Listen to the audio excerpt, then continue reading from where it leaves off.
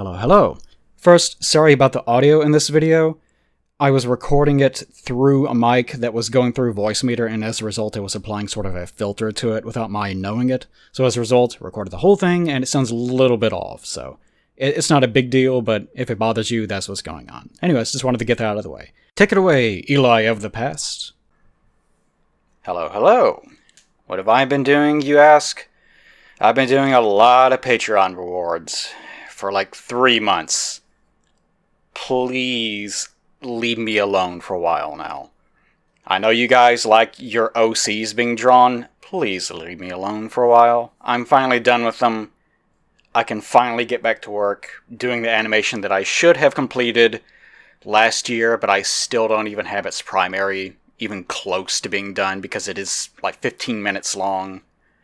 The other videos that I wanted to write and produce, I still have a few little gripes that I wanted to get done, but I'm nowhere close to even starting them as a result of it. I had a lot on my table. I finally got some of it off. Don't put more stuff on it, please. Just leave me alone for a while. Please stop giving me money in exchange for services. I can't take it. Alright, anyways. In case you didn't know, I played the Final Fantasy VII Remaster whenever it came out. Or not the remaster, the remake, excuse me. Why would I dare call it a remaster? I played that quite a while ago. The VODs are up on my unlisted Twitch playlist that I keep for streams. I think I may have put them all in their own individual playlists. I can't remember. Who knows? I'm an old man. I forget things. So, if you want to go look at that and get angry, then go ahead and do that if you so choose. But the first, I think it's a DLC. I wasn't paying too much attention to it, and I'll get into why later. The first DLC, I think it is, was announced, and it's going to be Yuffie, of course. There was some lady that was in the base game that everyone suggested was like a Yuffie appetizer. Wow, that sounds disgusting. But yeah, not Kyrie, that's like Kingdom Hearts. Yeah, we'll talk about that too. Alright, anyways.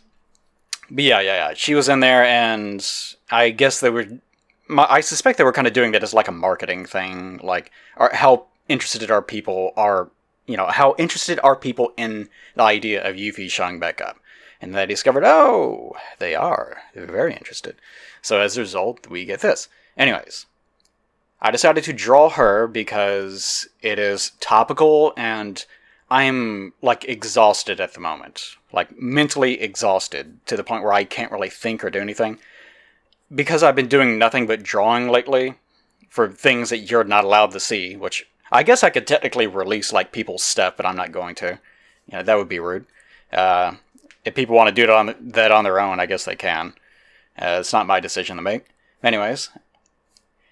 So, mentally, I'm just not there. So I just needed to get something done. Like, I just needed to release a video to show that I was still alive for the public. Otherwise, people might suspect that I have gone missing, just like Santa Claus and, Jesus and so on. All the missing people in the world in 2021. No, I'm still here, I just suck.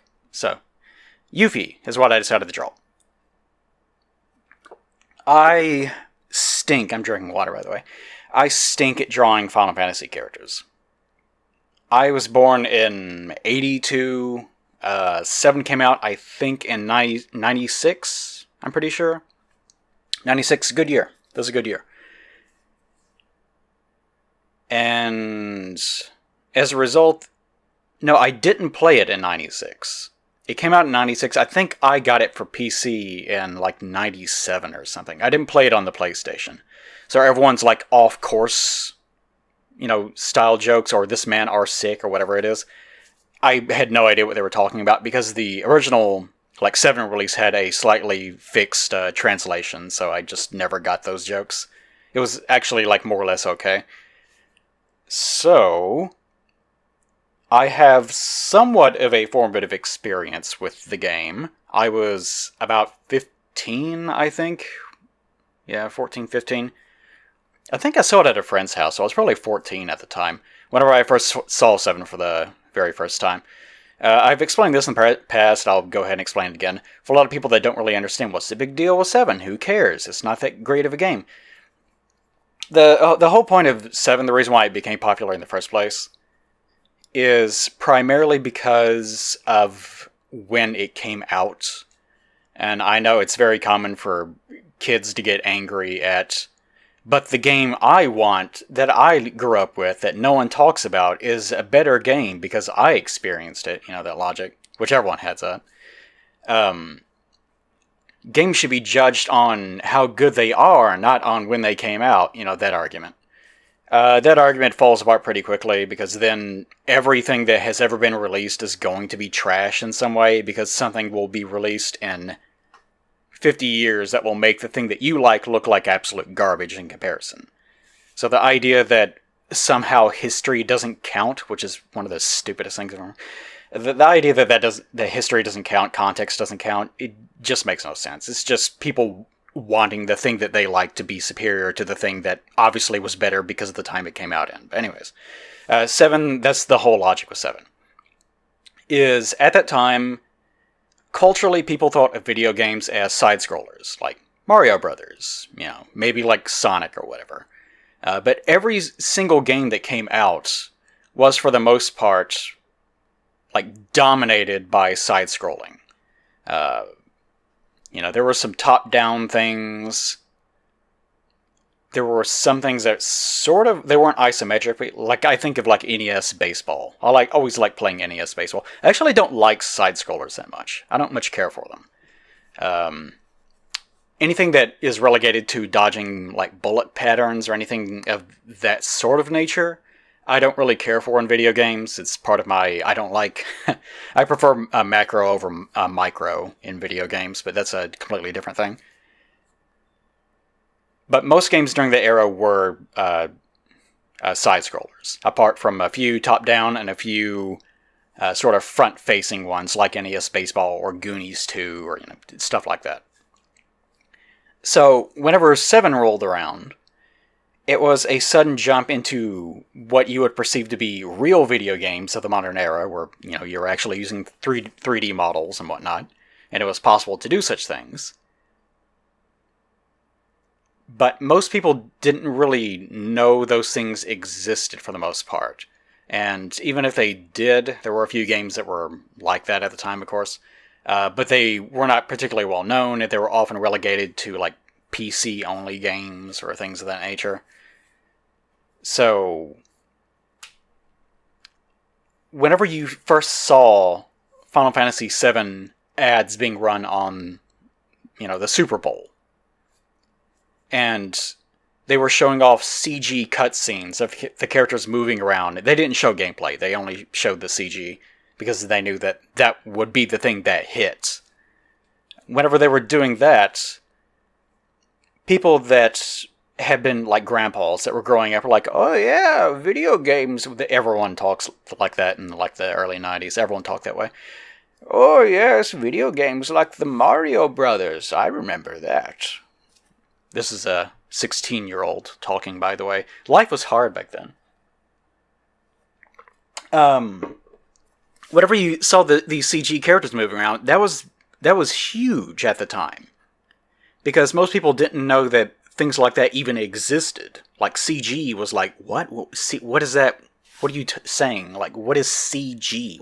Is that stand for something? No one knew. This is a completely new concept. So 7 sort of had all these things going for it in terms of its marketing. Sure, like the game itself was good. You know, arguably not as good as a 6 was for the time that it came out in, blah, blah, blah. But it was a good game, and in addition to that, it had all these crazy new things in it. It was sort of like, you know, Mario 64. But people knew who Mario was, and blah, blah, blah. But it was just this brand new phenomenon. So it became sort of this cultural hit, this like part of the zeitgeist or whatever at the time, however you want to describe it. So as a result, it was more of a result of a marketing than it was the game itself surviving off its own merits, which still happens to this day. There are plenty of games that are not particularly amazing, but they, you know, are just amazing for the time that they release in. And like we have ourselves like sort of modern games that sort of come and go, but they're a hit for one reason or another, like Fall Guys or something, or Among Us, to give some more recent examples that will severely date this video. Like, those things come out, they're popular because of things that are going on in the world, and as a result of that, they become hits for reasons that are not really related to their actual quality. Phasmophobia is another recent example, where it's like, sure, they're fine, I guess. There's nothing amazing about any of them, but they're useful for the time that they're being experienced. And 7 was sort of like that as well, except it also had a lot of money behind it. So, if you've ever gotten angry at your internet monitor, about 7 being hailed as a masterpiece and so on, I would not consider it a masterpiece. But, by the way, let me let me mention this about the word masterpiece. People misunderstand what masterpiece means. Think of masterpiece in the same way as you think of the word, like, master key. Like, a master key is a key that goes to anywhere in your facility or house or whatever. It's a key that works for everything. But you don't want to use it on a daily basis, that sort of thing. So with a masterpiece, the idea is, if you're an artist, and you are known for... By the way, I'll mention this because it just came to mind. With this particular drawing, I wanted to do it as quickly as possible. I think I got it done in 5 hours, 5.5 hours. I wanted to draw something in a messy, sketchy way, which in doing my Patreon stuff, I had realized I haven't done this in a while. I've been trying to draw things too cleanly for a while, and I've gotten really tired of it. So I decided to just, I didn't want to freehand it, but I tried to make it as messy and to have as much line depth as possible. So that's what I'm going for in this video. Anyways, but that came to mind because that's one of the things that I'm known for. So if an artist is known for a whole bunch of different things, like, well, he had a blue phase, he had a cubism phase, or whatever, then typically there will be, like, types of strokes that they apply, how they apply paint, what sort of framing that they are known for, and so forth and so on. A masterpiece is a drawing or painting or sculpture, or whatever their profession is, that exhibits all of the qualities they are most known for as an artist, as a worker. If you were to look at all their works, you would say, they did this at this point, they did this at this point. But if you look at their masterpiece, like the masterwork that exhibits all the qualities that is most pronounced about them, and this doesn't apply to everything, this is sort of a generality, then you can look at that piece and go, oh, I understand what this artist is all about. So, that's the general idea of what a masterpiece actually is. So, it's not a word that means the best ever, or, the greatest thing ever. It just means it's something that exhibits all the qualities of someone within their trade. So, 7 is definitely not a masterpiece under that criteria, just because of the fact that 7... Shut up, phone. Because, I swear, we had a storm, for the past couple nights. I got, 9 emergency alerts. I was going to do a recording of this last night to try to get something out at the end of February, at the very last second. I couldn't, just because, that thing was just going crazy, and the storm was going crazy.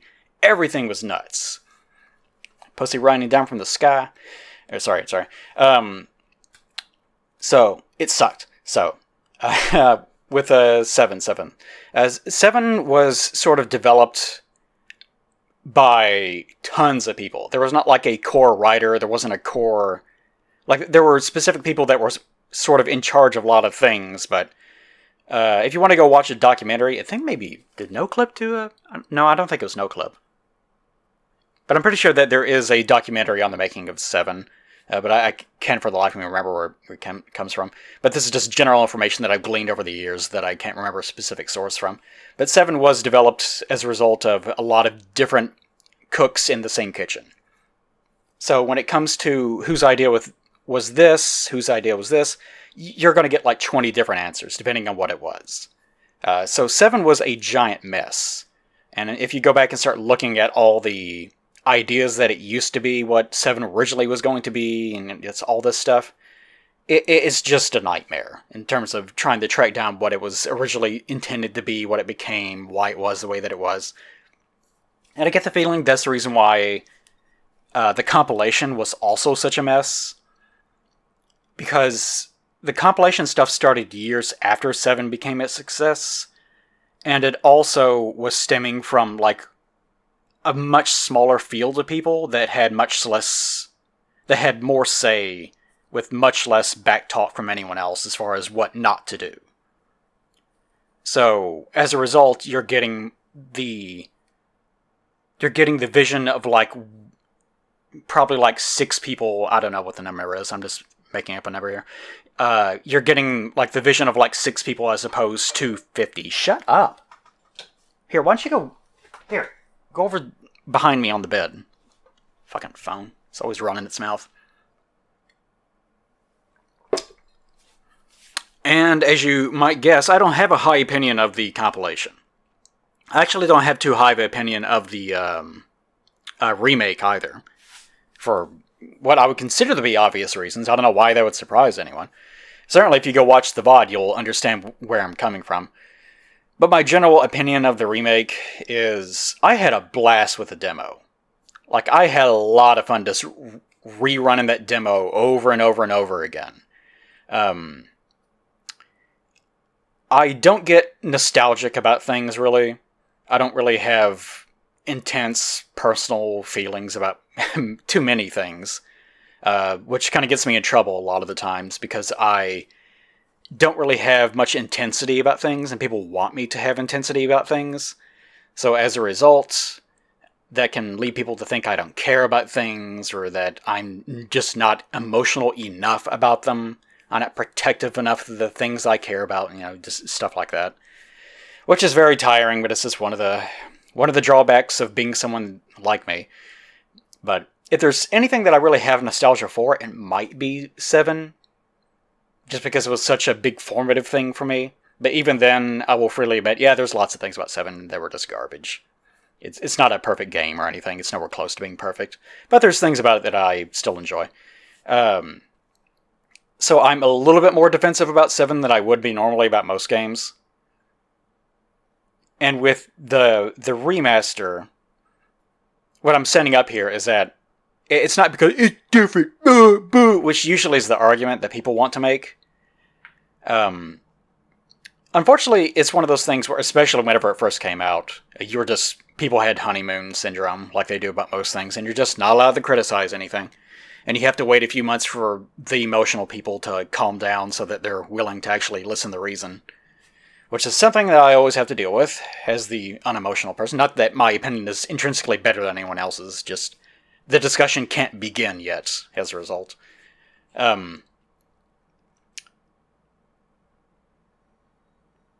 Whenever it came out, you were not allowed to talk about it. So I feel like now you finally can. With the remake, my general issue with it, of course, is the writing. Like, the gameplay, I actually really enjoyed the gameplay for the most part. In terms of the actual game, there isn't too much about it that bothers me, other than there are certain elements of the game that I can't really... It's been a while since I thought about it. But it seems like breaks are a little bit too important. And a lot of the materia ends up not being used particularly much, because so much of the game is just about trying to break through enemy defenses. So as a result, there are certain moves and combos that get used a lot, whereas other things kind of fall by the wayside. There's not too much I can criticize about the actual gameplay. I would really like to see that sort of gameplay combined with Vagrant Story, if you're going to remake something. Because if you think about it, Vagrant Story is definitely a game that it feels like it was made for that. Because of if you don't know what Vagrant Story is, I don't know, but you can go look that up. It's basically this sort of combat system before all that existed back in the PS1 era. It's one of the most highly rated games of all time, blah, blah, blah. Also, another formative game. Really great game. Would love to see it get remade. So in terms of the combat of 7, don't have too many things to complain about. I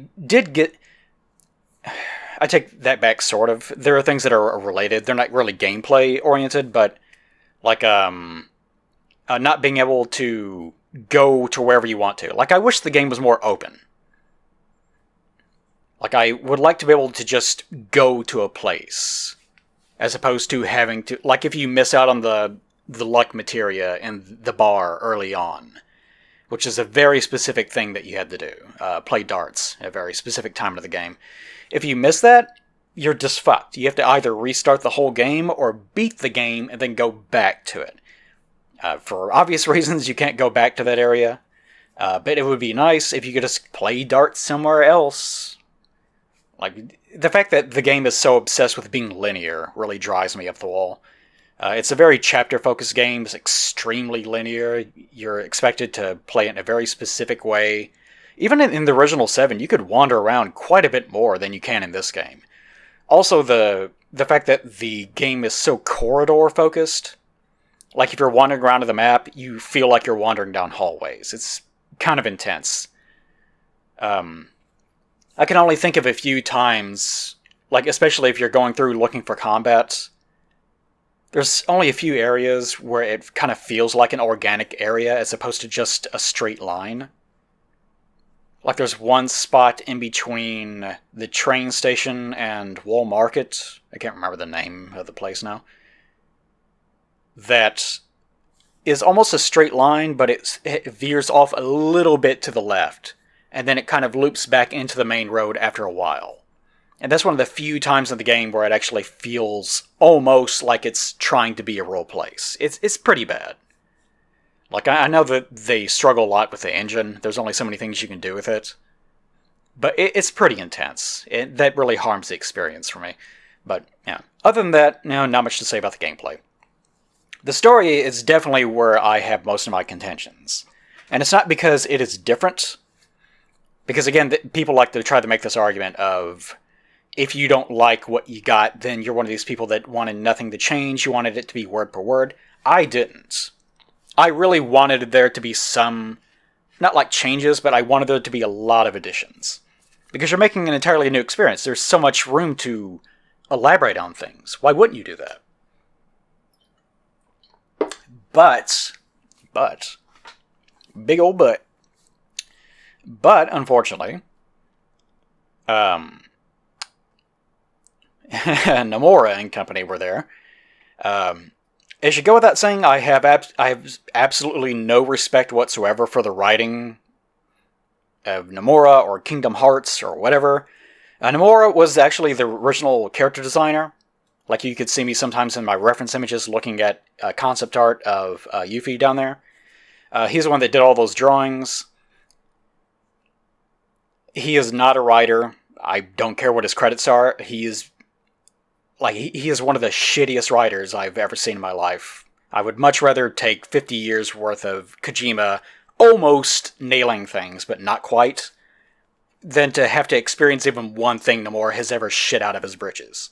He is a terrible writer. So allowing him to have any input whatsoever in anything, much less in Final Fantasy fucking VII, I don't care how much concept art he drew for the original game, he has nothing to add to anything.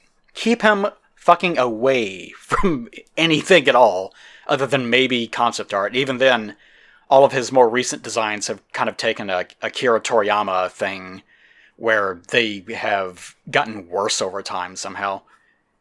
Like, his original designs for 7 were fine. Like, they were not, like, groundbreaking or anything, but they were pretty spot on. They were alright. I like the way that he drew them. Nice drawings. His more recent ones, though? No, I'll take a hard pass on that. I'm not going to go into it. I'll just... No, I'm good. Same thing with Akira Toriyama. That's why I brought it up. He's become like the Dragon Quest guy. He's kind of has forgotten how to make characters entirely. They've all turned into stick figures for some reason. So... I do... And people will make this argument that he wasn't responsible. he was responsible. The whole deal, there was a lot of like mistranslations and a lot of different interviews sort of placing the blame, as it were, on things. I can't link a bunch of different stuff, but the gist of it is that everyone agreed that they needed to diverge from the original story in some way.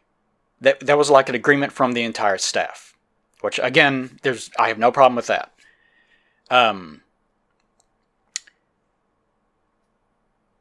But it was also mentioned that Nomura was the main one doing most of the like detail writing. Like when it comes to the actual story, the actual like the wider scope, the wider brushstrokes, I guess I'll say, then apparently that was more him, which definitely shows. Because you can tell whenever he starts sock puppeting the characters. And that's what it feels like to me. Because the remake actually has much better characterization for some of the characters. Not Eris or Era. By the way, my official stance is Eris, by the way. I love listening to Japanese speakers say Erisu, because of course that's her name, because they don't have a TH. But we're forced to do it because we have TH sounds, just because they like the novelty of, well, it sort of looks like Earth, let's just do that. We're not going to say it that way, but, you know, it still looks that way. Just make the Americans do it.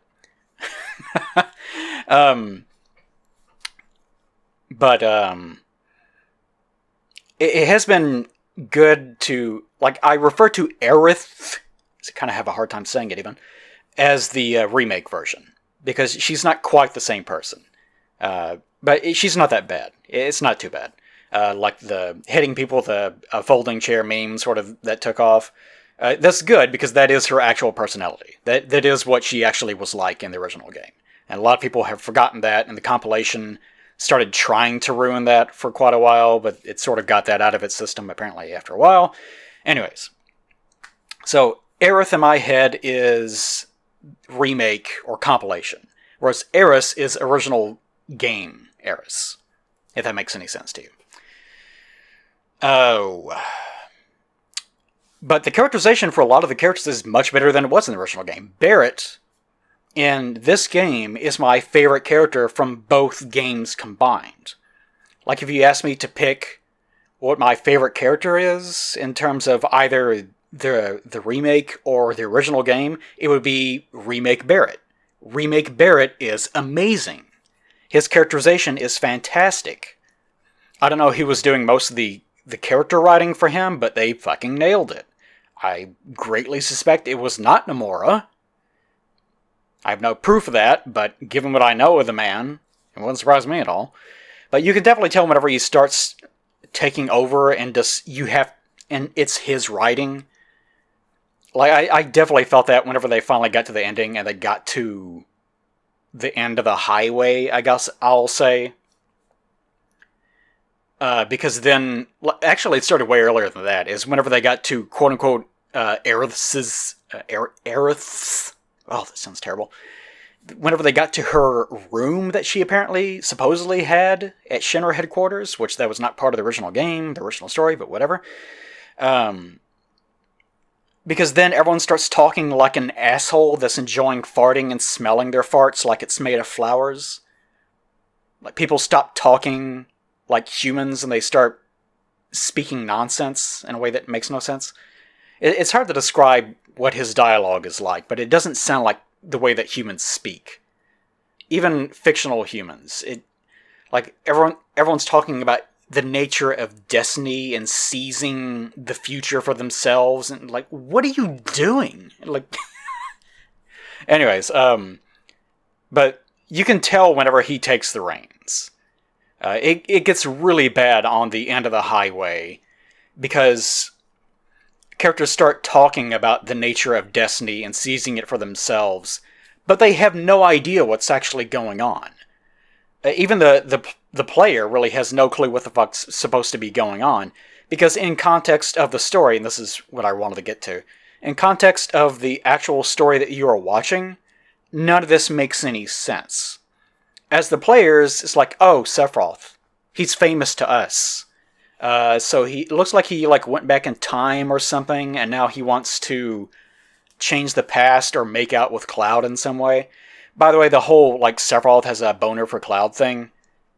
Go back and play the original game. That never existed. For some reason, that's like a compilation era thing that really took off.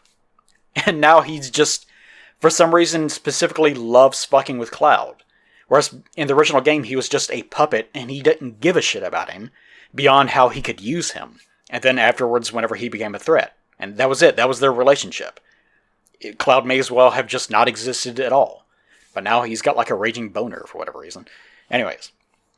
But it's definitely one of those things of, well, he's famous to the audience, so we've got to play up Sephiroth. It's Sephiroth here, Sephiroth there.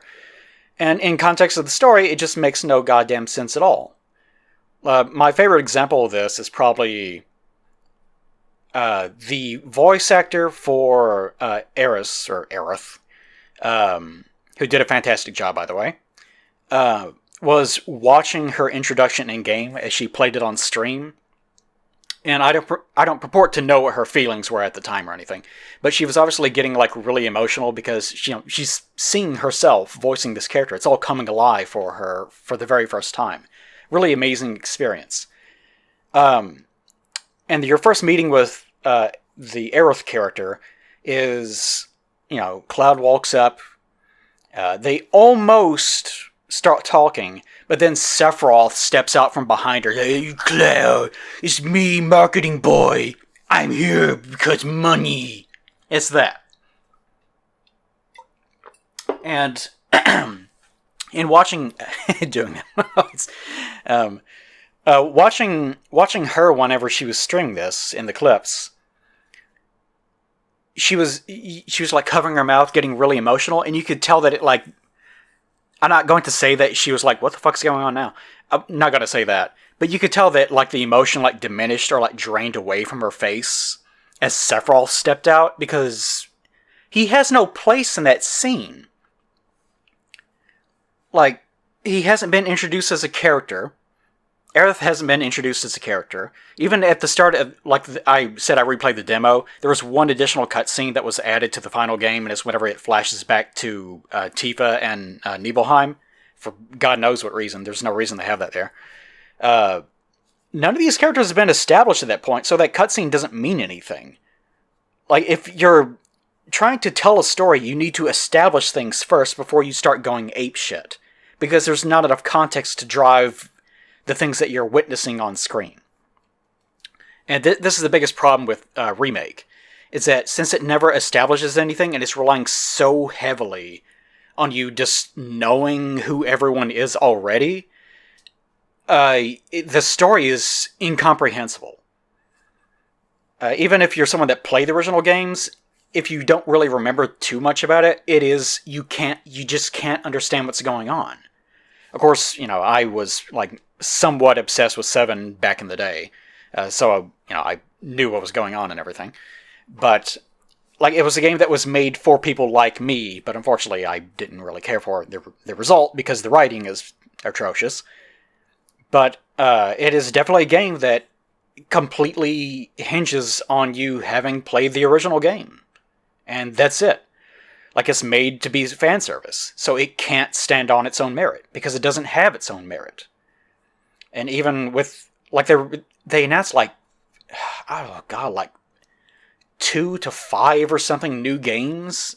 Like, they have all sorts of new 7-related projects. So it's going to be compilation era number 2. They're doing it again. So I hope you enjoy it. There are people that are like, yeah, fucking bring it. But they're the kind of people that love to watch trash burn, which I understand the sentiment. So it's not like, I don't know, it doesn't seem like people are legitimately excited to be seeing new 7 properties. They just want to see it get fucked up really badly. Because I know some people really like Crisis Core. Personally, I think it's like not a trash fire, but you can smell the trash. Like, it is burning. I hope no one doubts that. Compilation era, terrible writing. I don't like what they tried to do with the setting. that is not what that setting is. It doesn't fit the tone. That's like it. 7 was not anime, and the compilation is definitely like sniffing its own anime farts. That's kind of my problem with it in general. It's just how obsessed it is with this tone that never existed. So to me, I don't know. I feel like I'm rambling about nothing. But yeah, in general, just, and the video is coming close to being over. But yeah, in general, just 7 is the game that I remember fondly. Remake is like a good game that is heavily tarnished by having atrocious writing and just some terrible decisions overall. Like whenever I think of modern 7 and modern approaches to the compilation and that quote-unquote setting, it does remind me a lot of Final Fantasy X, because 10 also got this treatment, where 10 itself, that's a good game. But anything that came after it, as they were like, oh, people are interested in getting more stuff out of a 10, all the stuff that came after it bordered from, it ranged from being absolute flaming garbage to being, it's just kind of tolerable, it's fine. Like 10-2, some people actually like 10-2. It's pretty bad, though. I can understand why people would still be like, it's fine. Which, that's okay. But it's not great. Anytime, like, it really reminds me, like, if Tolkien's son, which he did do this, came along and decided to continue his father's work.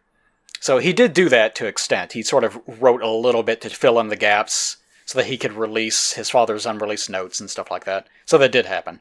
And by the way, here we go, final thing. It'd be like that. It's just not the same thing. You can't do that. You can't take something that was sort of a flash-in-the-pan success that came from like dozens of people working on the same thing, all pouring their ideas into something, and it just so happened to work, and then have one guy who was a nobody on the original staff come along and go, all right, now it's my thing. This is my fan fiction. This is canon now, everyone. Sephiroth went back in time, and now he wants to suck Cloud's dick. You know, more power to him. Nothing wrong with that. But not quite what the original thing was about. So I don't know what you're doing. And hashtag not my Final Fantasy VII. But I do look forward to, if you're wondering, will I buy anything from this? No.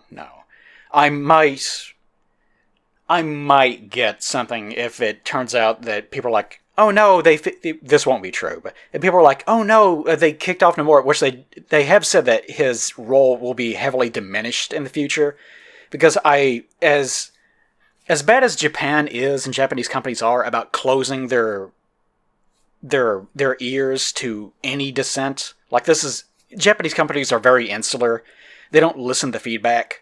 So whenever they get things wrong, they tend to get them really wrong. And whenever anyone, even within Japan, has any feedback for them, they tend to not listen to it too much. And especially if someone overseas has feedback for them, they never listen to it. Like, you may as well be screaming at the sky. It's not going to impact anything. But even then, it seems like they have gotten feedback of people don't much care for Nomura. And maybe even internally, they're like, we don't much care for Nomura. I don't know what's going on. I'm not saying that that's the case.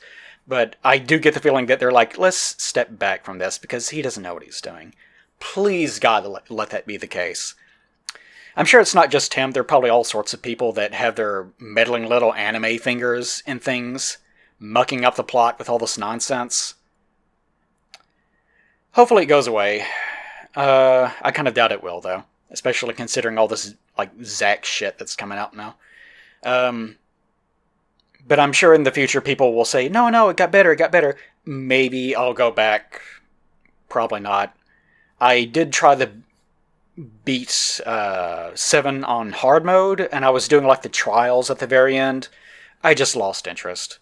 Like, the combat, it doesn't fall apart or anything at the very end.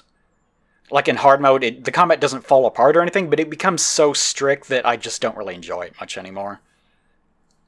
So I got to, I can't remember what, it may have been Bahamut, I can't remember. I can't remember which trial it was. But even the ones, there was a series of ones before that, and it seems like the one that was the next last one was a pain in the ass. You can tell I can't remember any of this. And then whenever I got to the stage that was right after that, which I don't even think was the very last one, may have been the next last tier that you can go through to get something. I can't remember what the reward was, but I just lost all interest. I just didn't care anymore.